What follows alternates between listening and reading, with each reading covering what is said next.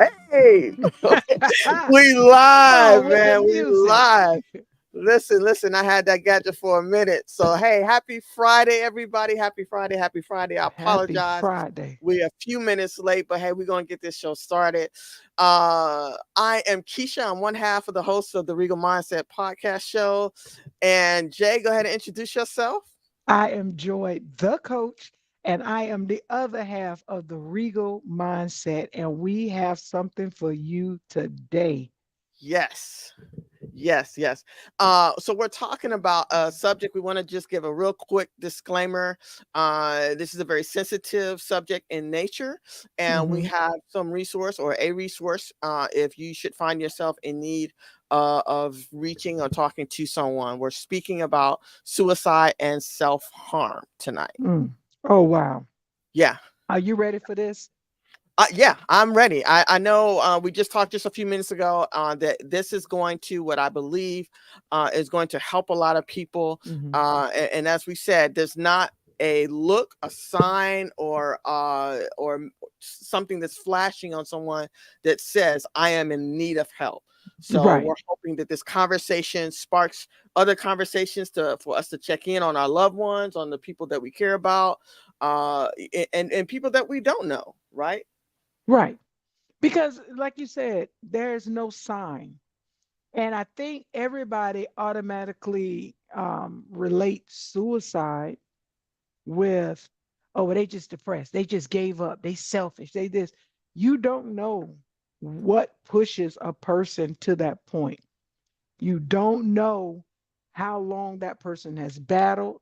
You don't know what just tells them that enough is enough. Right. And so I think a lot of people lack the sympathy necessary to understand that just because you can tolerate it doesn't mean the next person can. Yeah. My stress levels are different from your stress levels. Your tolerance is different from my tolerance.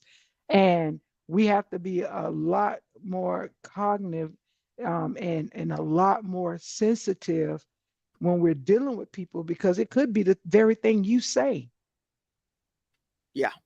that can push them over. And so, it's so much in that, so Yeah. much in that. Yeah. I agree. So again, this subject is something that we may have experienced personally in our own lives. We Hmm. may have dealt with loved ones or close friends that this has come to their home, right? Or they Right. faced this situation. What does it look like when a person comes to you? Let me rephrase that. What it may look like when a person comes to you and just says, I don't feel safe by myself, or I may not feel safe at all, and I am Hmm. in need of help. Even if they use the terms "I don't feel safe," Right. is a clue, an indicator that something is wrong. Hmm. Now, You how? know, but what if what if they don't know the term safe? Okay. It could be as simple as I can't do this anymore. Ah. It could be I just really just need to be around you right now. Okay. It could be on so many different levels that individuals are sending these cues that we will mistake as regular conversation Mm-hmm. or sidebar or small talk. And I think you can't blame yourself one Mm-hmm. if you don't pick up on it, but it helps to sensitize your ears and your mind to where if somebody comes and use those are trigger words. I'm not Absolutely. feeling safe. I can't do this anymore. It's a lot. And being sensitive enough to say, well, what's going on? Yeah. Emotional You know, intelligence. Yeah. it exactly. Awareness. What is it? Is it yeah, EI, emotional intelligence of just being able to say, well, what's going on? Yeah. Absolutely. Should I call somebody? And that, and sometimes just sitting there. Should I call? Well, the other part to that is sometimes that is just a regular conversation, right? I can't do this no Hmm. more. I may say, at my job, I quit every day. Every day I walk out the building, it's over. I'm done. Yeah, right, I'm just over this. So we don't want to confuse people with thinking that that's a key or an indicator, right? right. It maybe it's that in combination with some behaviors that they've had, right, that are Hmm. inconsistent with their normal patterns, I guess, if that Yeah. exists. um it could be a lot of things, right? It's, and you can't, and we're not going to be able to unpack Right. all of it. What it's so much because, okay, let's give out examples. Um, I'm pretty sure Regina King didn't know Mm, that her son was teetering and tottering that line in that moment. I'm right. pretty sure that he may have had counseling and therapy and Hmm. was working through things. And Right. we're thinking we're making progression. But at some point, he said, enough is enough. Right. Um, Robin Williams, comedian, his job was to make people laugh. And nobody could help him on the inside laugh, for Right. lack of just a better scenario. Right. What is the gentleman Twitch? Left his entire family. We're looking at the Don Cornelius. We can go as far back as Phyllis Hyman and Donny Hathaway. These are great individuals that had made great impact and on TV, on, in the movies and music, just in life. And these are mothers, fathers, uncles, aunties, all of somebody's daughter, somebody's son. Yeah. And we don't know what took them to that point. We can't be so self-righteous that we can't think that we can't get to that point. Absolutely. And it's like we as a people and as a friend have to do better, because you want to make sure that if you see something or you feel, or if I'm talking to you on the phone and you make a statement, inquire about that statement. Like, what do you mean by that? Hmm. Because I think, no, I know it will help. When I shared my story with you, Hmm. it could have helped. And in my moment, so, I was 17 on the first Hmm. time that Okay. I fully attempted suicide. And I was, you couldn't tell me my life wasn't over. Hmm. I had gotten sick. They thought I had spinal meningitis when I was in high school. Okay. So I was went to Paxson and senior high, and one of the criterias of this scholarship that they were giving students that graduated Paxson was that you had to go through these classes. So, I knew I was going to be a craniofacial surgeon. So you couldn't tell me I wasn't going to be a surgeon. And I Okay. got accepted to University of North Florida. And when I was going to Paxson, they was going to give us a full scholarship. So I'm like, oh, this is great. Now I got the money to go to school, thinking everything was good. I got sick and I'm in the hospital getting spinal taps like every 2 days it felt like, and I'm having these headaches. I don't know what was going on. And I didn't make the orientation. I didn't make it was another class, and they just didn't understand because they had so many students. So I lost the scholarship. I wasn't able to pay for school. Me and my mom, we had a lot of difficulties, a Okay. lot of difficulties. I didn't. My dad wasn't around at that time. I Hmm. literally felt like I had nobody, and to lose a scholarship when I knew I was about to leave, and it was just. And then I had a job at that point, and my manager, she literally hated me. Mm. So it was just so much of everything, and I remember because I'm not a, and when I went to therapy about it, they Okay. said you didn't want to die. You didn't want to be dead. You just wanted to die or leave the situation. Okay. So, because, they try to classify it if you do a violent act towards yourself, or if you do like I did, take a handful of pills and just want to go to sleep and not wake up. Okay. So that's what I did. I took a whole bunch of pills, and I remember I was going in and out, in and out. And I remember my at this time, my stepdad come in there, and it's crazy what what you recall in the Yeah. moments. And Yeah. he was like, "What do you want us to do? Call Dr. Kevorkian?" Because Dr. Kevorkian was out back then. Yep. I And I remember that remember, name. but I couldn't say anything. I just remember hearing them. Then my mama would come in there. She would say something and walk back out.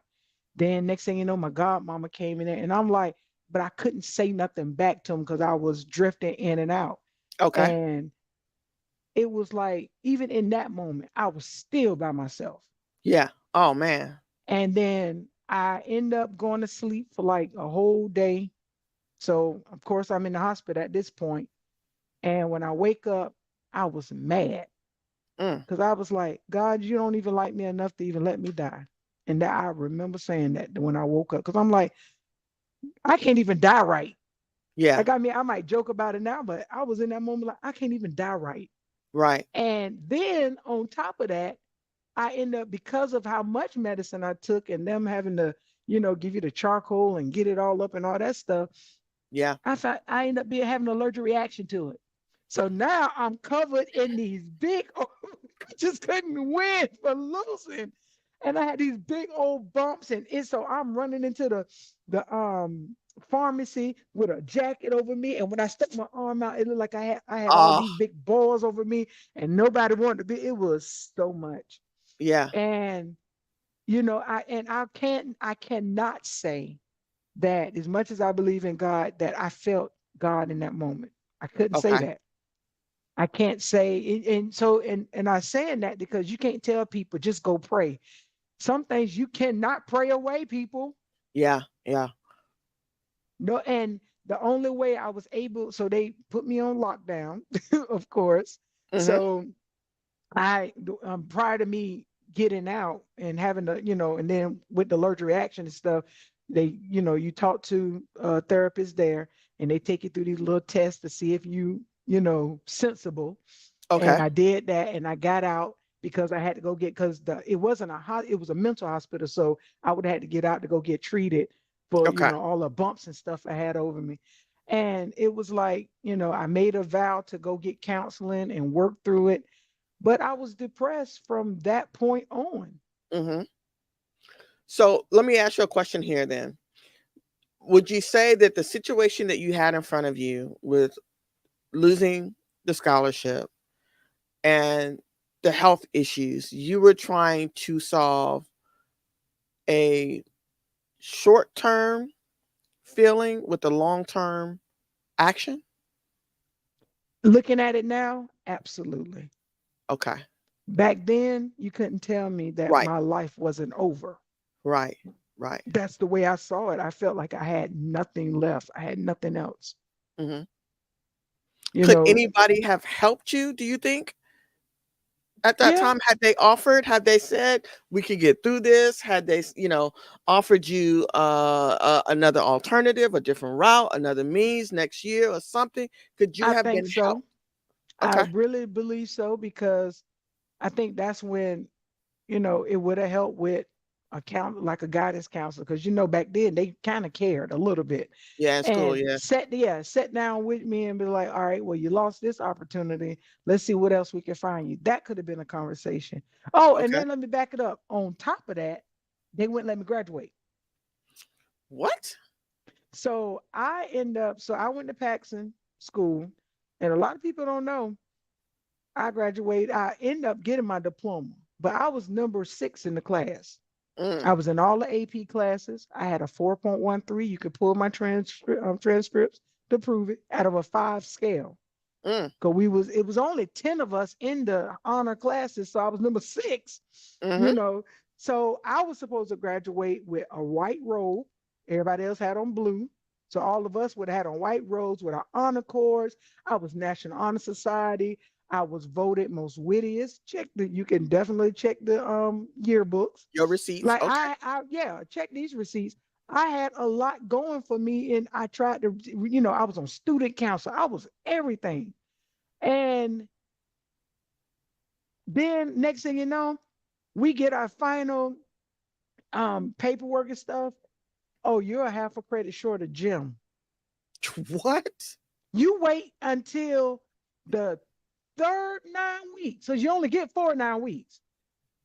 You wait to the third 9 weeks to tell me that I'm not going to be able, because now I'm in, like, I would have had to do the third and fourth 9 week in order to make this credit up, to tell me that I can't graduate. So I And didn't ain't no walk across summer the school for stage. gym. No, actually it was. I ended up What? having, I went to summer school for gym at Rains High School for 8 days. All I did was went out there and sat with the football team, and he checked me in. 8 days for my mama to go pick up my high school diploma. They would not let me walk across that stage. I did all of that work for nothing. So I'm telling you, it was one thing after another after another. And it was like, where is That's my just life crazy to going? me. I was having problems at the church because my mom went and told my then pastor that I stole tens of thousands of dollars from her. And I'm like, we stay in an abandoned house. How? And a lot of people didn't know that. We stayed in an abandoned house for majority part of those years, Hmm. using bathrooms and buckets, no food to eat. I'm only able to eat at school. Couldn't take a bath because we didn't have running water. And so this is my normal life. And yeah, I was working, but I was on, at that time I was making what, $6 an hour? So it was like, and for my mom to go and tell my then pastor this, and then she turned on me because she's taking my mom's side. And I'm sitting there like, but what money? So again, it really felt like I had nothing and nobody. Yeah. And as spiritual as those people were, because they could prophesy, they could preach, they can cast out devils, but nobody knew that I was hurting. Hmm. Well, I just want to offer you real quickly. Mm. I'm sorry for a lot of things that happened to you because, first of all, I don't, like you said, I don't understand how the administrative team at that high school dropped the ball. That's first. Secondly, uh, I really hate that the people in your life that were supposed to look out for you, supposed to uh, be of help and nurture you along the way, dropped the ball. Uh, and it's unfortunate. Although we're speaking about your situation, there's other people out there that are listening to us that Exactly. they've had something similar or Mhm. along those lines to have happened as well. Right. Uh, okay, so now you're out of the hospital, you're addressing your needs of the reaction from the medicine. What Mhm. happens for you next?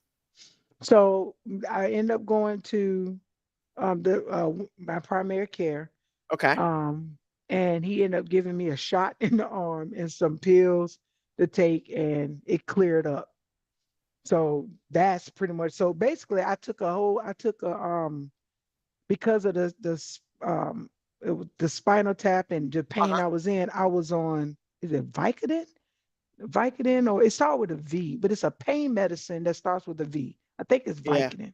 it may I be. could be wrong. I'll find it. But I was on that. Okay. And so I took the bottle. Wow. I had no intentions on waking up. Yeah, yeah.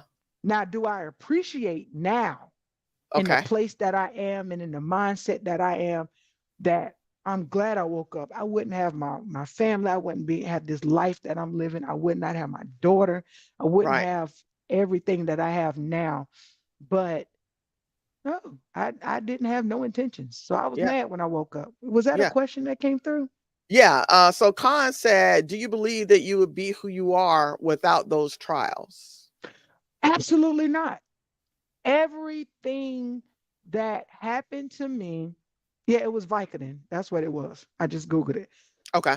Everything that happened to me made me, gave me, pushed me to have that relationship with God for one. Even though I was mad at him, Mm-hmm. it helped me learn him as a love and not as a fear. Because, Ah, of course, that's big. people made us, in church, you're going to go to hell if you don't do. No, it made me love him more because Mm-hmm. that he was all I had. All I could do was cry, pray, and go to sleep. Yeah. Cry, pray, and go to sleep. Now, also, being able to help people, because everybody have their situations in life where, say for Absolutely. example, if I was on drugs and I'm a recovered drug addict, that I can help those in those experiences. Well, that's Yeah. not my experience. My experience, it would be able to help people that dealt with depression, that Mm-hmm. dealt with those, family relationships, being abandoned as a child. My mom, she didn't just leave me, she dropped me off to somebody so I was safe, but she did leave. you Mm-hmm. know being rejection, dealing with those emotional and those mental things that I feel has made me the person that I am. Mm-hmm. But along the way, it also gave me a lot of trauma responses that I Mm. thought was healthy. Okay. And at this age, I realized that they're not always as healthy as I thought, you Okay. know. So, and a lot of defense mechanisms that was birthed from these traumatic experiences. Mm-hmm. However, it's a lot of lesson learned that I could take away and say I absolutely have a beautiful life now. Mm-hmm. Mm-hmm. And I think that's a good point.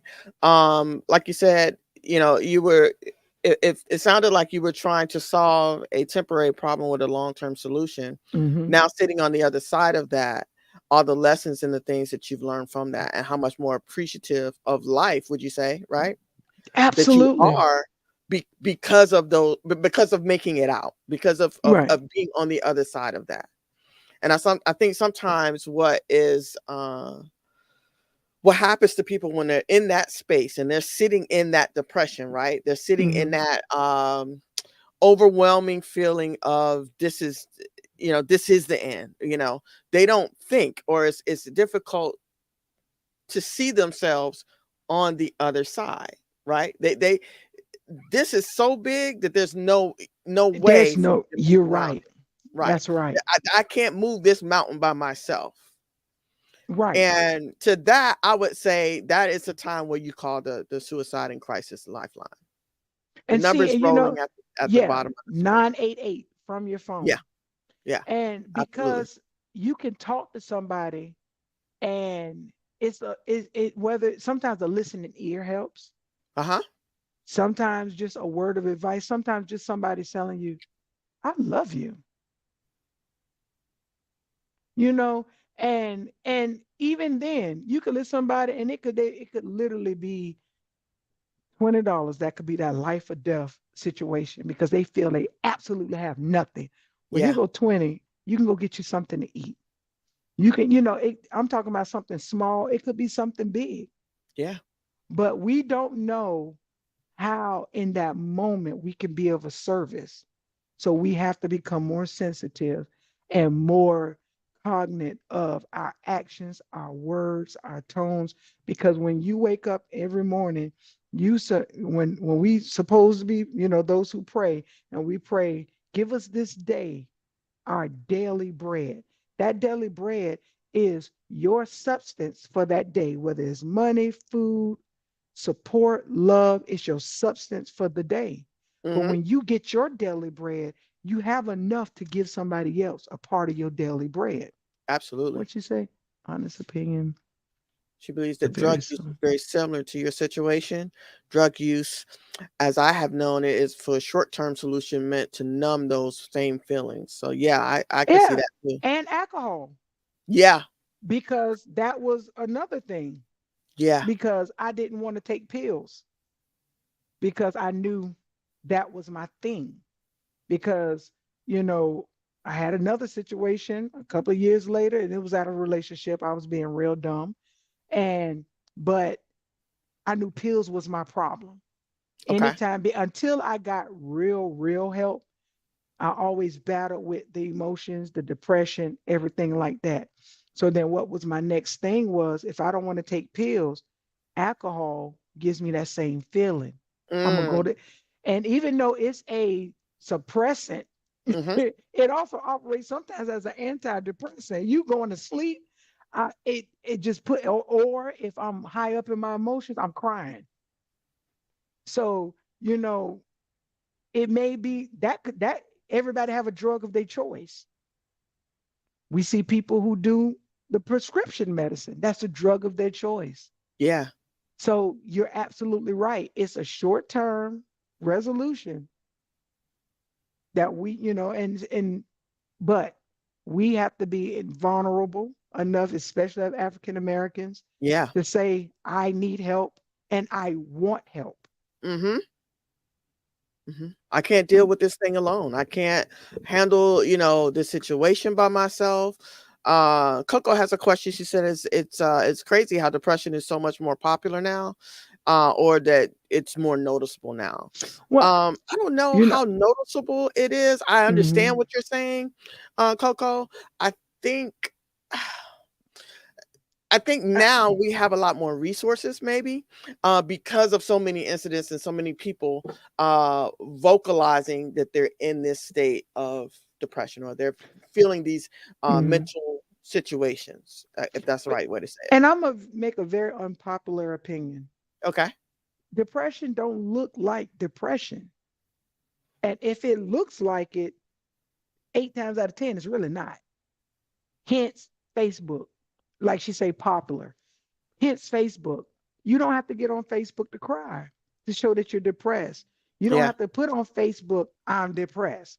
You don't have to get the pictures with the IV because when you go to the emergency room, you're going to automatically get an IV. So we know that you're at the emergency room. We don't need that type of attention and take the picture because at that point, I've heard you say that before. yeah, it's your attention seeking. Yeah. Most depressed people, you're not going to hear it because they're so Right. good at masking it. That's the beauty of it. Trying to hide it. And Yeah. yeah, that's the beauty. They know how to mask it. Okay. Didn't start hearing a lot about it. Yeah, and that is very prevalent, Yeah. but back in our day, ain't nothing wrong with you. Go depress them dishes. I heard that so many times. You know, Okay. ain't nothing wrong with you. You just don't want to go clean up your room. Ain't nothing wrong with you. Ain't nothing wrong with you. And even other mental defects, such as bipolarism and other schizophrenia that It we went know with, undiagnosed. Yeah. and all we said was, you already know how they is. No, that's a clear indication that they need to be on somebody's pill. Or you just want to check. Exactly. What? And it's like I look down my family line and and I'm not gonna lie, they used to say that about my mama. You already know how Penny is. And everybody used to laugh and joke about it. But when she passed away, the truth was there. And I'm like, yeah, we know how Penny is. And now I know why. Yeah. I literally got all of her. Oh, I'm glad she Con brought that up. Yeah. PTSD, and I got a book called Complex PTSD. Mm. And a lot of psychiatrists are now trying to battle because they're attempting to prove that traumatic lifestyles, such as the abuse that we went through as children, sexual abuse, things like that, they want to classify it under complex PTSD Mhm. and make it a real diagnosis because they got PTSD now and they're saying, oh, because you was in a war zone. It had to result from this. They don't use traumas as a classification. And now they're pushing to Mhm. put it under complex PTSD umbrella. And actually the book is on Audible. Mm. You can get it. And it's really dealing with traumatic experiences that happen in your life. You know how they like when now you get on TikTok and they be like, oh, well, this is a trauma response because your parent yelled at you. This is a trauma response because you got hit in the back of the head with a soda. Well, that made me very strong because I got hit with a lot of stuff. Okay. Yeah, but to us in our generation, we're like, It was Wednesday. yeah, it was like my mom was just mad at that moment. But now these kids, they will melt if they got half the stuff we used to get. Yeah. Yeah. They I just was ain't built that actually way. they not built at all. They would Yeah. just crumble. And I'm sitting there like, oh, we had to go pick our own switch, bring it back, and you bet not run. You had to pick it because you already knew it was a premeditated butt whooping. Yeah. You picked it, you brought it back, and if it was too small, you had to go back and get another one. Yeah. Then it was a particular tree that was good for the kind that did the whip action, not the kind that was going to break because they needed a healthy one. And after they rip all them Absolutely. leaves off, and then they used to braid it. I'm telling you, they used to go. I'm from the South. They It was were a skill. braided. It It was was a a skill. skill. And if you run, my mama saying, if I break my nail, I'm gonna beat you again. That was her thing, because she had Or these if I long, hit beautiful nails. myself, it's And I'm over. like, but you hit me. And then don't put your hand up. Now they're gonna call everybody in your family to say you was fighting back. And then now here come everybody to come fight you. They about to jump you. Yeah, that Yeah. now that's PTSD. But I was actually diagnosed with PTSD. So they are, because now they're realizing that it's more than, but see, to be realistic, and I had a white counselor, Okay. and she was good, don't get me wrong.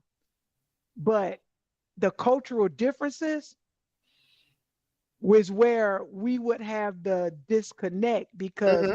I would be telling her my story and she's sitting there like, and I'm like, oh, you gonna need counseling after this, huh? And so going back to what Khan say, I was diagnosed with PTSD, and I'll tell you why. But when we go in for treatment, ours are classified different. So one, we have to Mm, be very particular. I want to see my records, because a white person, let's be true, can go in there and say, I'm overwhelmed. But then we go in there and say we're overwhelmed. They're gonna say we're irritated, we're irrational. They're gonna classify ours totally different. okay. So now, yes, they're giving us certain diagnoses such as PT, and I'm not a medical professional. I Hmm. just be around a lot of people and I hear what they do. Okay. But then when they classify us under PTSD, we need to see what else they're putting in there to determine that PTSD. Coaches. Coaches. And that, I'm just being real. Yeah. No, It's that's good stuff. so, like, when I was diagnosed PTSD, I was at work and it was Mm. from a work situation. So I went to workman's comp, all of that situation. But they didn't want to pay me for it, because what they did was they took records, old records, and tried to say it was pre-existing. Oh, Absolutely not. This situation at work had nothing to do with this situation. okay. So we have to advocate for ourselves. Yeah, your job can give you PTSD. And if you and you know what? We could definitely talk about that closer to the end, because I'll tell you how to navigate through that. But Yeah. no, work, they call it, it's actual thing with work stress. That's why jobs are putting out these programs to help you balance it, even though they don't want to help you balance it. It's crazy. But so you have to advocate for yourself Hmm. when you're at these appointments, because much as we want a doctor to hear us, psychiatrists don't listen. They diagnose. Mm. Therapists and counselors listen. So when you go into the psychiatrist and you tell them their problem, they want to hear keywords so they know what pill to put you on. I got And you. the first doctor that put me on medicine put me on a medicine called Geodon. And the first day I took it, I went to work and I was standing up on the wall with my eyes open, sleep. It What? was, and he put me on such a high dose, it was like a horse tranquilizer. They don't, you have to advocate for yourself. If it's Yeah. not, listen, don't go in there just to get something. Uh huh. And two, don't keep speaking stuff like that over your life anyway. Because some people say, I'm crazy. No, that's because you want to be. That's true. That's true. I'm bipolar. Everybody quick to call themselves bipolar. But you don't Hmm. understand that even though it's classified as a mental, it's more emotional, because it's a mood. You cannot balance your mood. And it's such a high and such a low that there's no in between. That's why they put you on mood stabilizers, such as Zoloft, Abilify, things like that, to keep your mood equal. So it's an emotional, but they classify it as a mental. Hmm. Hmm. So you could be really needing to be dealing with your emotions, and they don't pretty much put in your paperwork you crazy. So we got to see those health records. We got to ask You for can them. request them. Yeah. You can request them, We and they got you. should give them to you not only from your doctor. When your doctor prescribes you medicine, it goes to an organization just like Equifax and TransUnion. It's called M as in Mary. Is it MIIB or MIB? But it's a medical record. They keep a record of every medication you've ever been prescribed. Mm. That's in the Wow. system. And so when you go to get health insurance and life insurance, what you think they pull? They go to the MIB report. That They makes get it's sense. almost like a credit report, but just for medicine. You have to advocate for yourself. Yeah, yeah, I get that. I get that. Yep. Wow, that's a lot of good And stuff. just like Coco said, they doctors do work with pharmaceutical companies. See, that's why they're giving you samples to try stuff out. Yep, Prime I example, agree. this is not a meta lisinopril. It's a high blood pressure pill, Yep, it is. I but the take it. way it affects black people, it gives us swollen lips, swollen face, and it affects us different than white people, but it's cheaper.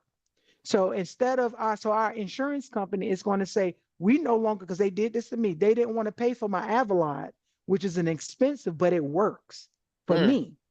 I've been through 19 blood pressure pills. I know what's working at this point, Woo. Yeah. but they wanted to give me lisinopril because of the cost. And when I Ah. came in there with a swole face looking like Quasimodo, because they know that is the number one effect it gives to black people. Okay. So why do you keep giving it to black people? You don't give it to white people. Yeah. You giving it to us. That's a whole nother story. Because I Yeah. was so Yeah. That's mad. a whole nother show, man. Yeah, I'm Listen, we sorry. Go we ahead. got no, that's okay. We're gonna write that down though. So all of this is good information, and I Mm, appreciate you again being so transparent and so honest with us because I know that this is going to help someone else. Right? There's mm, people that are listening to this, and so let me just drop this reminder. There's people that you know that that need this information. Share the content, share the page, comment below if this is helping you. If this is yes. helping Like, you, share. yes, comment below that this is helping you. So let's do a little segue here. So that was one attempt. There was another attempt, right? So we got through the Mhm. first one. What brings you to the next one, knowing that once you've gotten on the other side, things are better? Or did they get better? No, I learned how to deal with stuff. Okay. And you were older at this point, or I was older. okay. So in my love first gay relationship, being the big Okay. lesbian that I was, which is and it's very common in us because we always got a problem going on. But I was with this young lady, and I'm thinking we're living our best life. Mm, Working with her, we worked together, and I promised myself I would never date nobody at work. But it okay. was something about her that caught my attention, and it got me. She sucked me right on in. Oh, And so yeah, she did. And plus we was, had fun together. So it was a lot. And okay. at this time I really wasn't it it was my yeah, it was like I didn't do a lot of dating, so it was still kind of new to me. But me not dealing with my levels of depression and other things that I'm dealing Uh, with, I didn't know how to love properly. okay. So I'm a gift giver. So I'm giving, giving, giving for her to love me back. She wasn't doing that. She cheated on me multiple times. It was just so much going on in our relationship. And she dogged the hell out of me. No ifs, ands, or buts about it. Dogged me to hell. Mm, And and it wasn't because I did it to make her stay. I did it so I can get away. Because I at that point I never knew that no, and I didn't know the limits and the beauty of no. Like I mm, don't have to deal with this. I felt like I did because I wanted her to love me back so bad. So instead of me being strong enough, because now I'll walk. I don't care. I'm out. As soon as you mess up my peace, I'm good and gone. But to be honest with you, then I didn't have that strength. okay. So it was like she wanted to leave. Okay. Now we got into our fights, fist fights, everything. She got pregnant on me. It's a whole bunch that went Oh, down in them wow. couple of years. And You was not we the went daddy. through, yeah, I wasn't the dad. I didn't even know. It was when we got into that fight and the police came and she's sitting there and I'm pregnant trying to get me going to jail. Say What? when? I ain't gonna lie. Thank God for my sister. My sister Angie, she rose up at you at the right moment. She came over. She was like, "Oh, when did you get like?" It was a lot. So my sister saved me. I ain't go to jail that night. Now don't get me wrong. I will go to jail, but if I got to. But no. So it was just a lot with it and depressed. I was Yeah. depressed, and I shared some of it on Cola talk with Cola show, Okay. I realized she had never bought me anything. Like all of this is stuff coming back. And I'm sitting here realizing that I am in a relationship that I am like with my mom. Okay. I want her to pay attention to me. I want her to love me. I want her to want me. I want her to be here for me. So I literally am doing everything for this girl that I want from her. It was like everything. And it was just too much. Yeah. Then the fact that she not only cheated on me with the guy I got pregnant, I caught them in all, I mean, I caught them in all of this mess. Now you're sleeping with a girl at the job. So when I'm going to third shift, you sleeping with a girl that's getting off second shift because both of y'all work second shift and y'all going back to our house while I'm leaving the house and go. It was just a lot. She busy. And yo, she was rated E, honey. Rated E for everyone. And so um it was just enough. It was enough. And then again, no support. I couldn't go to my mama because then she had a way, and I love her with I still love her, even though she's not here with everything Sure. that's in me. Yeah. But she had a way of making everything about her. So I didn't have that safety. I could not go to, my pastor to talk about Mm. gay relationship. I didn't have a lot of friends because I was in Fayetteville, North Carolina at that time. So it was just a lot. It was a lot. And it was Yeah. like, I've had enough. I'm not going to keep. And then now I'm working. At that time, I was working multiple jobs like I do now, but it was like little jobs. So it was still trying to hard to make ends meet when she wasn't even working. It was just a lot. And I gave up. I Yeah. really gave up. And Yeah. how I do, my thing is pills. I took a whole bunch of them in the car, and just so happened my doctor called me. I had a really good doctor. Oh She wow. called to ask me a question. And when after I got to the hospital and they did their normal routine, whatever like that, she told me, she said, when I was talking to you, you were slurring your words so bad. And she told me that she called because the ambulance came and got me. She Okay. sent them to my house. I was sitting in the car in front of the house. Oh. And I had bought this girl a house too. I'm telling you, it was one thing after another. And it was just, I literally gave up. But I just now, no, it's nothing that makes me give up. I have Yeah. when you pivot in your life and you say, I got so much now. I Yeah. can't be in that place. Yeah. There is nothing that will make me, well, I don't want to say nothing because I don't want to put myself in that arena. But I have so much good that The good outweighs the bad. it outweighs everything to, and going to counseling, talking to somebody, Yeah. learning those coping tools that they give you. It really do help. Yeah. We need our tribes. We need them. And again, I didn't have no family. I didn't have anybody that I can go to. I didn't have nobody I can trust. I didn't have anything. So that's why when people say it's me and you against the world, nah, boo, you need some other people in the world Yeah. because you Yeah. can't I deal with agree. this by yourself. Do you feel like all the trials affected you being sympathetic? Yes. Okay. I have empathy. I don't have Okay. sympathy. All right. I mean, and I know that's of Well, course that was the Lachey. mission. Yeah. So to explain her question is I got desensitized on a lot of stuff, Okay. but my desensitivity came from my relationship with my mom because Ah. she played sick so much till it was the always cry wolf. Okay. And so I'm like, all right, it is what it is. When you die, that's how I dealt with it because it was always something. So Right. so and to my wife's point, when she gets sick, you have to really be sick. And then also same with me. It took a lot for me to deal with the fact that I was sick. Mm-hmm. My arm got to fall off before me to say, okay, yeah, something wrong. So yeah, it really desensitized me, and that though, Yeah. and again, it was from trauma responses, things Yeah. like that, that where I have empathy, I understand, but get up. you know, especially when women be talking about, oh, I'm cramping. You knew that was about to happen. Well, come on, get up. You got a couple more years of this. Let's go. Yeah. Man up. You know, so it desensitized a lot of it. And that's something that I can't honestly say I'm working on because no, I feel what's going on. I understand, but I'm not, I'm long gone from that oversensitive individual. Gotcha. Okay. So Khan has a question here. How do you Mm. manage to still love a person like your mother without prejudice while not feeling that reciprocating love?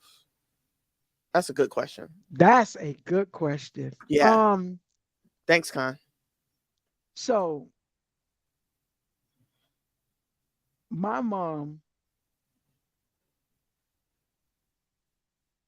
I had to learn that I had one forgiveness. Okay. And that's and actually I'm going and put my little plug in. I'm working on my fourth book. It's called The Power of Forgiveness. This Of course you person. are. Exactly. Because that to me, I had to go through so many different levels of forgiveness Okay. to really understand forgiveness. Mm, So with my mom, when I forgave her, she never said, I'm sorry. She never would own anything she said. And you have to be okay with that. If you bring something up to somebody, you have to keep in mind that they didn't feel it the way you felt it because they gave it. So they're not going to feel the way you took it.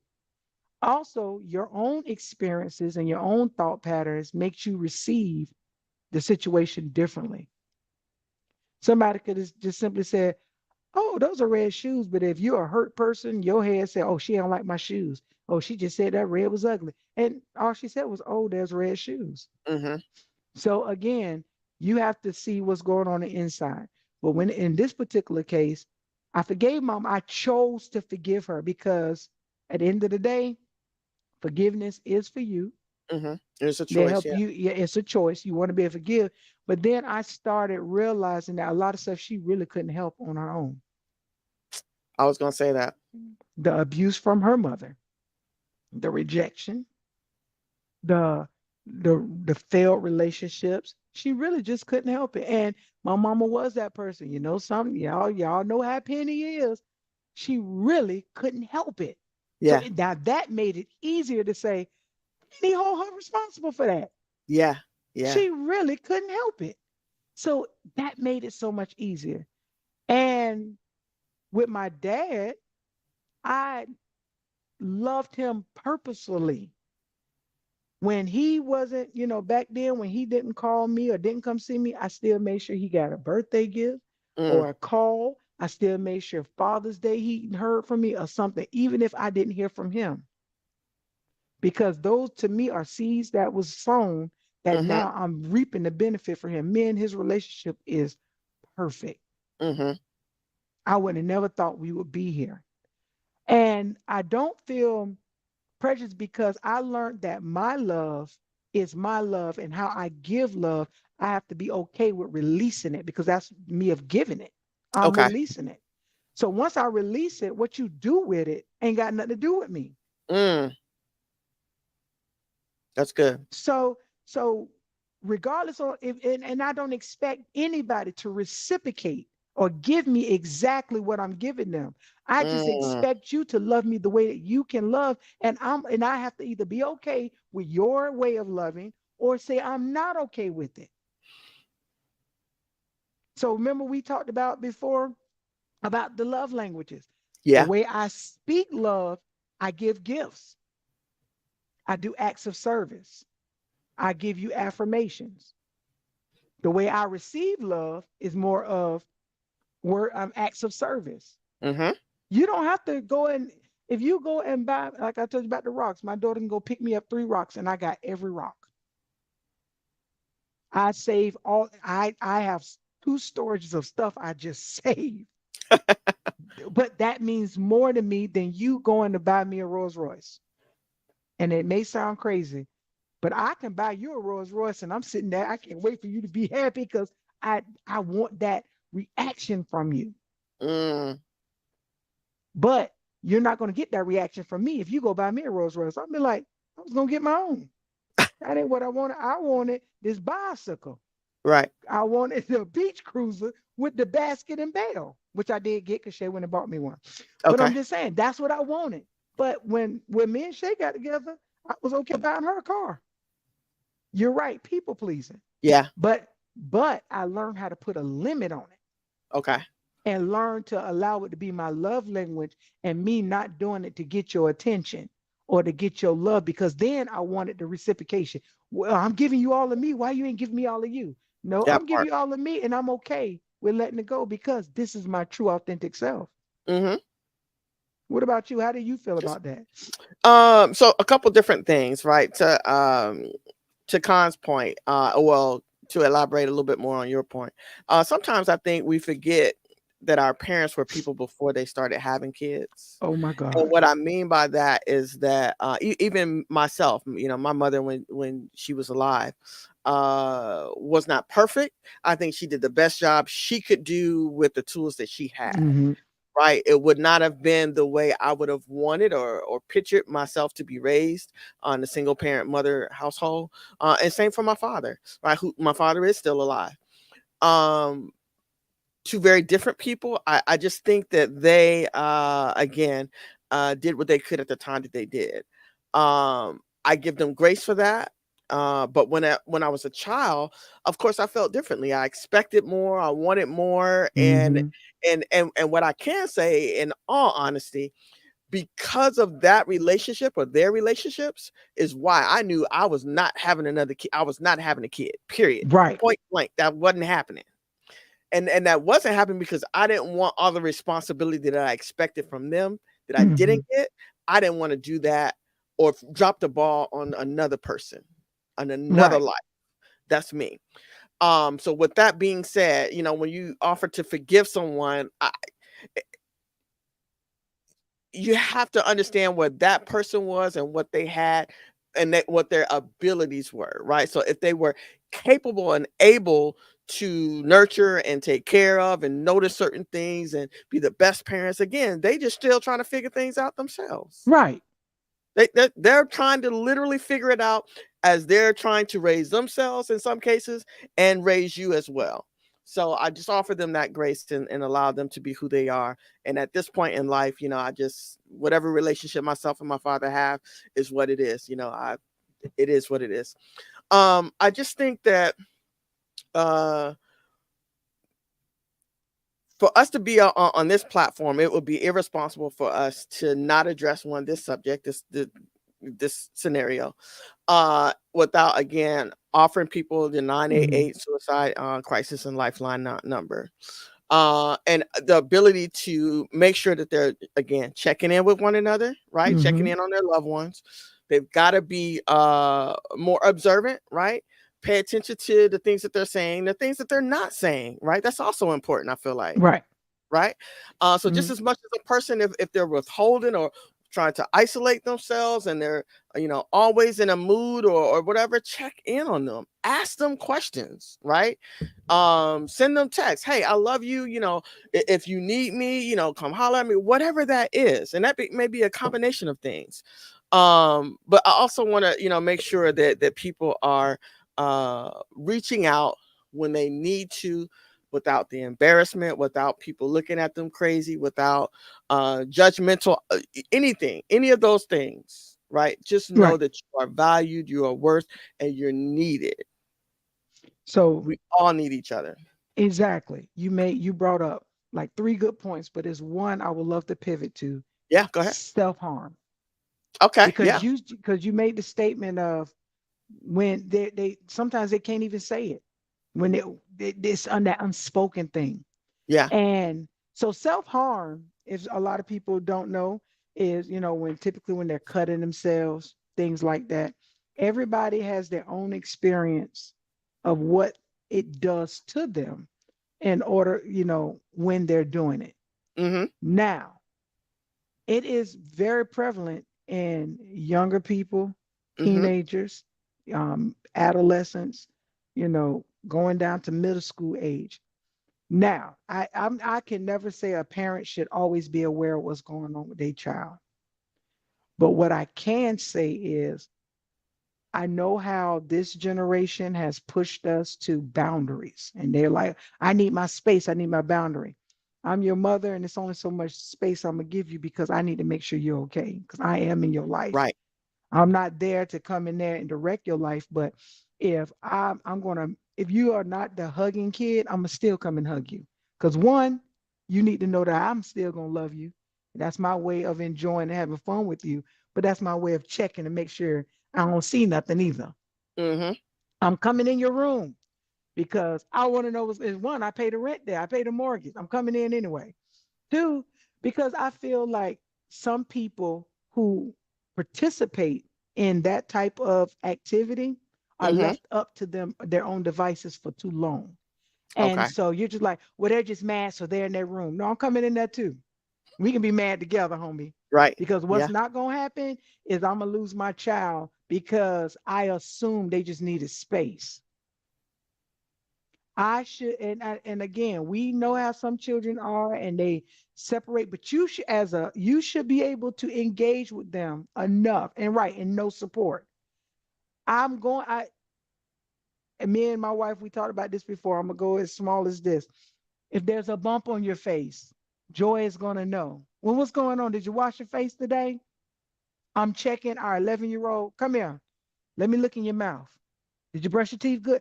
I'm that parent because one, I when you grow up, you're going to appreciate the fact that somebody was in your space like that. Mm-hmm. Because now, if you True. hear a lot of adults who had all of that free time, they would say, I really wish somebody was there and they was harassing me and making me do better. Yep. I've heard that too. And so if you're a person and check your children, it's your responsibility to know what's going on with them. How many times have we seen those children and that friend? Because I will show up to your door. How many children, how many times we seen parents on TV, they wouldn't talk to me and their kid don't went and shot up the school. I didn't know. No, there's no way that you didn't know your child had to concocted the story. You didn't see them walk out in that trench coat and it's 90 degrees outside. I'm stopping you. What's the problem? I feel you on that. Because back in the day, my mom used to pop up to the school. Now At they used any to let moment. them at any moment with her moo moo on and a toddler because my sister was real small. There But you go. at the end of the day, I knew at any point. I remember one time I was walking down the street to the store and my mama, I didn't even know she was following me in the car. She just popped up around the corner and I come out with snacks because I'm a fat kid. And you thinking I'm going to see a boy and not knowing I didn't like him, still don't. You ain't never have to worry about that with me.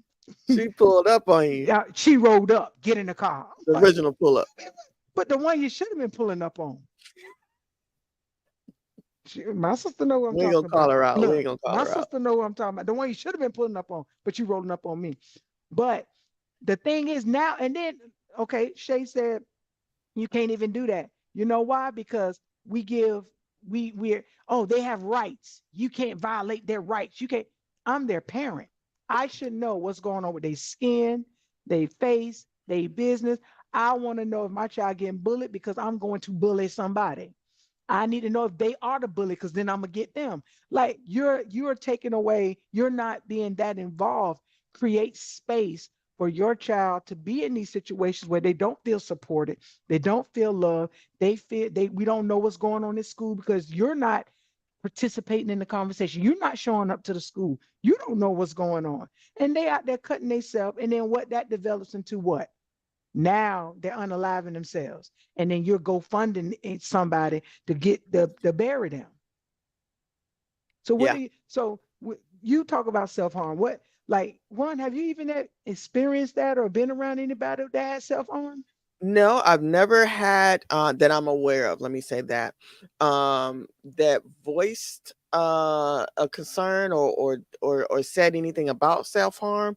What I do know of, there was a couple of shows that I watched, and from what I understand, they when they're harming themselves, it's a manner in which that's their opportunity to feel something because whatever's going on around them, life for them is very bland or Mm-hmm. numbing in a sense, I guess, and that's a way for them to feel. Right. Not something that I understand. And then we talked earlier about, the difference between that and getting a tattoo. When I'm getting a tattoo, it's for myself. It's not, it's a different experience for me. So I'll Hmm. say that.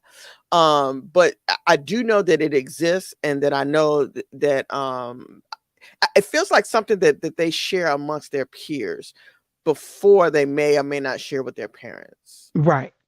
That's what it feels like. That's what it sounds like to me. And it is because it's something that they cover up. It's something that they hide. And to me, it's a step before suicide because they don't Mm, necessarily want to push the limit, but they need to, it's a way to escape. yeah, yeah, When you're feeling that pain, your body naturally creates I forget an endorphin or whatever it creates in Uh, order for, what is it? Is it yeah. It endorphin? is I don't know what it's called, the medical term. But I it don't know what you're creates a talking about. hormone, yeah, Right. that That is a releases. response to it. Mm-hmm. So again, protect your children because this is the ages that it attacks the most. Mm-hmm. You should know your child more than anybody, and if you don't, there's a problem. Mm-hmm. Apparently you nosy, Joy. That's why you I know. You absolutely, because I listen. I can see something. Abby be sitting there. I said, "Why is that? With that red mark on my baby back?" Because I can. You can call me nosy, but it ain't gonna be much that's gonna slip by me. Yeah, yeah. I get it. I need to know what's going on. I'm Yeah. your parent because as your parent, that's my obligation to you is to make sure that you has the best success under my care, the best that I can give you, and to set you up for the best. And by Mm-hmm. doing that, I need to know. Wait, that's why my no, you was kind of mean to your baby on last night, but I ain't gonna say nothing about that, Coco. No, but I get what you're saying though. But it's like, but you have to be okay with bumping heads when they will appreciate. Yeah. The scriptures say you cast your bread upon the water, and after many days it's gonna return to you. So every effort that you do, they're going to remember. It's Mm, no different from when we all know the story of the prodigal son. When after he did all what he did, and when he woke up in the peace, he said, "No, the servants eat better at my daddy's house. Let me get myself together and go back home." And his daddy received him. My whole point is, a child is going to recall those moments where you cared, when they mm-hmm. rejected that care because they think they know their own plan for their life. Mm-hmm.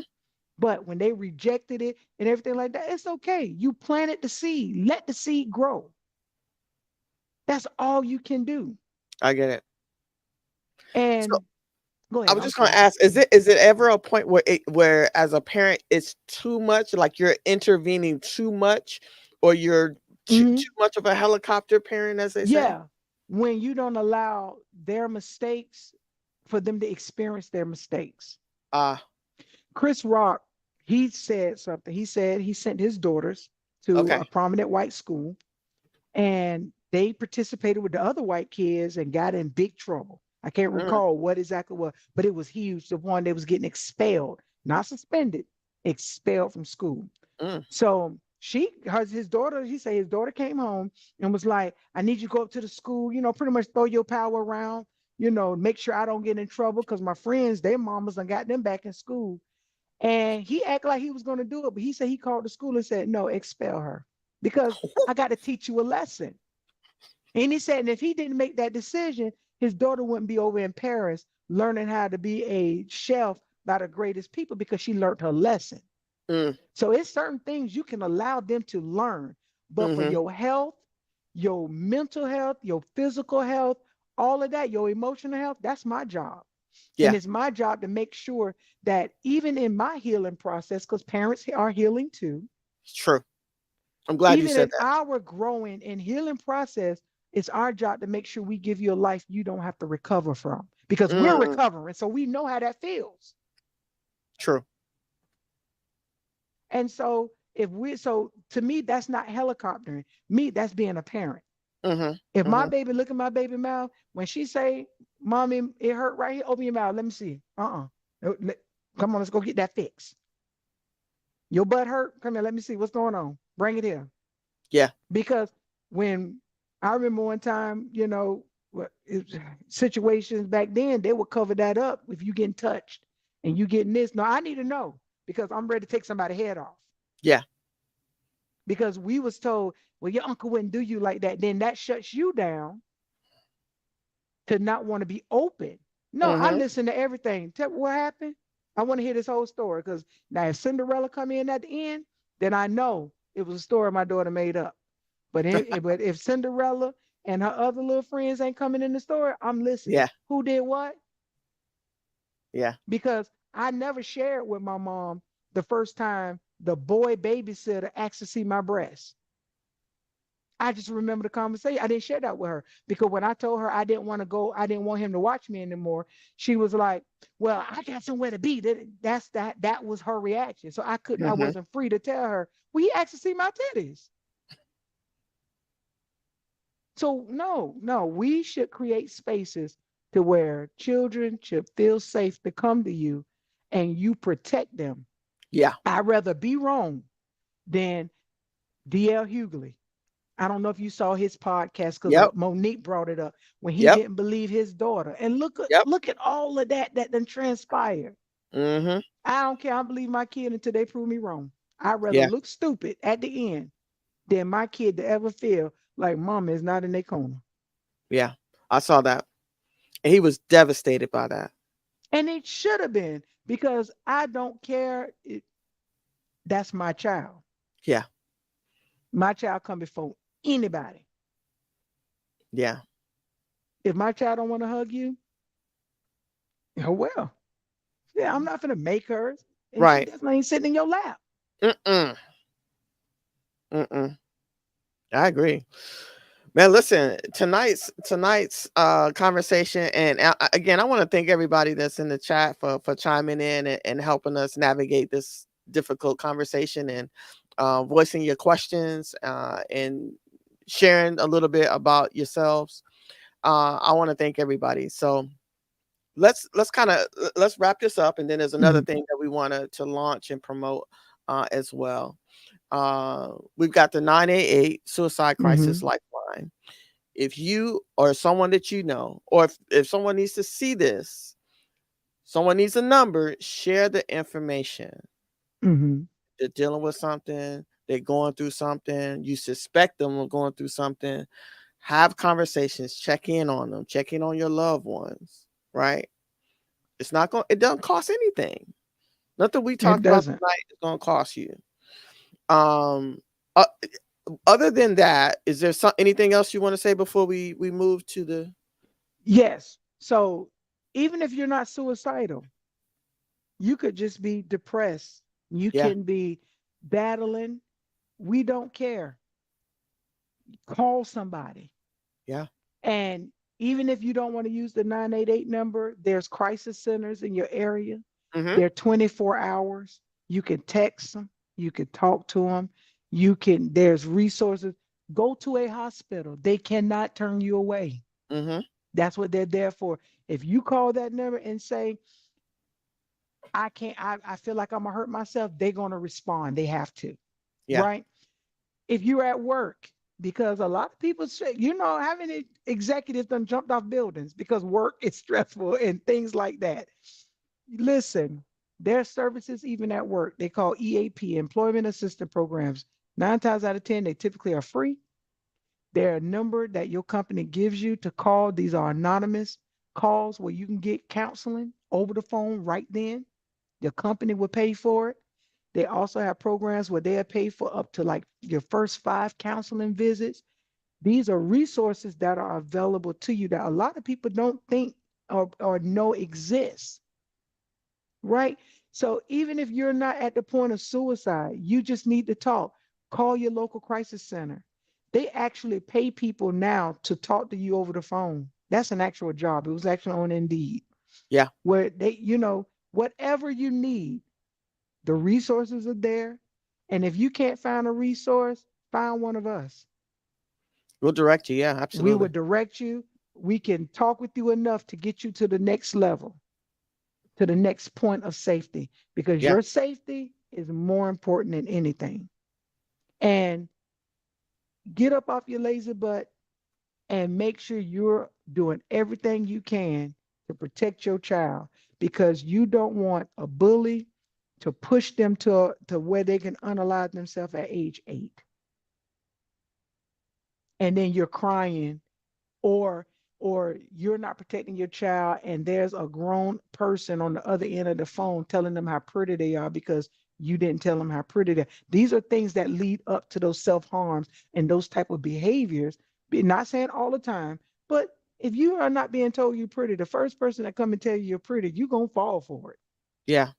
So we as a community, we as a people, we as a parent have a due diligence with our children to where we should be their immediate emergency number that they're calling on us because that's how safe they feel. Yeah. I 100% agree. Well, I appreciate you again for being so transparent and honest with us about your journey I from where feel you like I were. always got something. Like I got something. No, from where where you were until till now, and again, just being so honest with us and forthcoming. But there's something else that we're launching Mhm. here, and we're excited about this. So we are launching, I'm sorry, the coach's couch, right? That's what we're gonna call it. The coach's And couch. Come yeah, on and lay so down. okay, listen, we know that there's some things that you may need some guidance or some help with. Uh, and we're asking you to reach out to us via email. Here's the Mhm. email addresses here. But go ahead and tell us what they can contact you about. So I offer various levels of coaching. So through the winning circle, I offer more group coaching, more generalized coaching that works on success, realization, manifestation. I am a certified life coach. I'm also a ordained elder in the Lord's church. So I have different levels. We could talk about it on any type of level. And if you don't want any spirituality in it, that's fine. I'm also an intuitive coach. So I do use discernment and a whole bunch of other things to make sure that I'm tuned in into your needs to be able to guide you in the right way. I'm not a therapist. We're talking about life. I don't want to go all the way into your past to bring you forward. That's not my job. My job is to help you get forward. And that's more on the personal side. Professional side, I am a business strategist coach as well. So that's through Xennial Consulting. I help you navigate through your business strategies. I help you navigate through issues at work. Honestly, I've two of my actually three of my most recent clients came to me about issues at work, and I was able to guide them through the steps of EEOC, working through FML and things that stuff they didn't know to get them to a place where they were able to, work out situations with their job. So that's what we're here for. Um, and I know Keisha, I would say my good friend Keisha, she's very, very well versed in all things finance, all things business. So whether she wants to be a life coach or not, she coaches. I listen, I take it all in. And so, the information is there and she time management, structure, all of that comes with coaching. And if Yeah. you need help with that, now she's your person. I'm not good at that because she be texting me, so I know I can tell you now I'm not good at it. I know what I am good about it. You Yeah. know. Yeah. Yeah.